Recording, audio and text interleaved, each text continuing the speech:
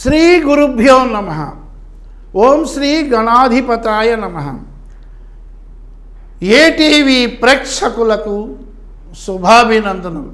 శ్రీరామ నవమి సందర్భంగా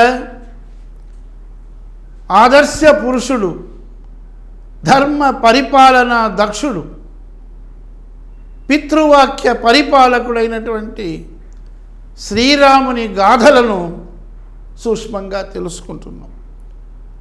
ముఖ్యంగా ఈ శ్రీరామ జననానికి అయోధ్యలో ఎవరు ఏ విధంగా దశరథుడికి సహాయపడ్డారో ఆ ఋషులు ఎవరు, వారు ఈ యొక్క రామ లక్ష్మణ భరత శత్రుఘ్నులకు జననానికి పుత్రకామేష్టి యాగం చేయించడానికి కారణభూతులు ఎవరయ్యారు? ఈ ఋష్యశృంగ మహర్షి వల్లనే నాడు దశరథుడు పుత్రకామేష్టి యాగం చేశాడు.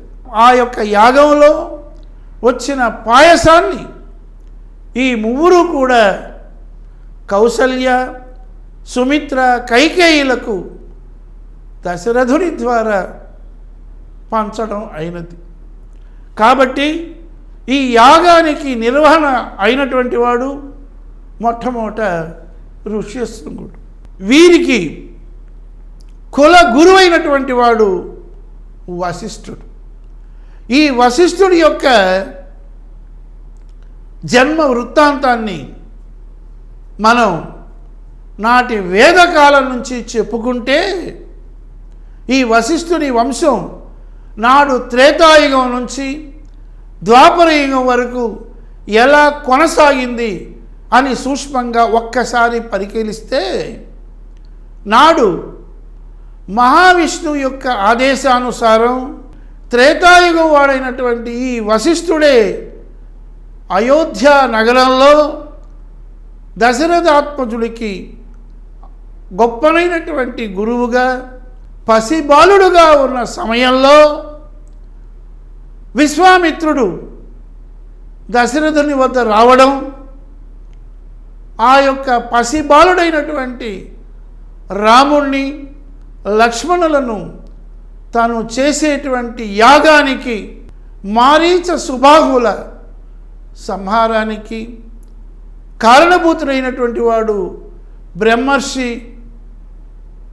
రాజర్షి అయినటువంటి వాడు విశ్వామిత్రుడు. ముఖ్యంగా ఈ విశ్వామిత్రుడే సీతా స్వయంవరానికి తీసుకొని వెళ్ళడానికి, ఆ విధంగా సీతారామ కళ్యాణోత్సవానికి కూడా ఆ జనక మహారాజు కొలువులో శివ ధనుర్భంగాన్ని రాముడు చేయడానికి కూడా ఉపోద్బలకంగా అయినటువంటి వాడు ఈ ఋషి. అంటే ఈ యొక్క అయోధ్య వాసుడైనటువంటి ఈ శ్రీరామచంద్రునకు ఋషులు భగవత్ ప్రతిరూపాలుగా, ధర్మ పరిపాలన దక్షుడుగా రాముడు అవడానికి మార్గనిర్దేశకులైనటువంటి వశిష్ఠుడు, అలాగే యాగ సంరక్షణ కోసమై విశ్వామిత్రుడు తీసుకుని వెళ్ళి చివరికి అహల్య శాప నివృత్తి కూడా రాముడి వల్ల జరగడానికి కూడా ఈ యొక్క విశ్వామిత్రుడు ఆ జనక మహారాజు కొలువులో సీతా స్వయంవరానికి వెళ్ళడానికి కూడా కారణభూతులైనటువంటి వాడు విశ్వామిత్రుడు.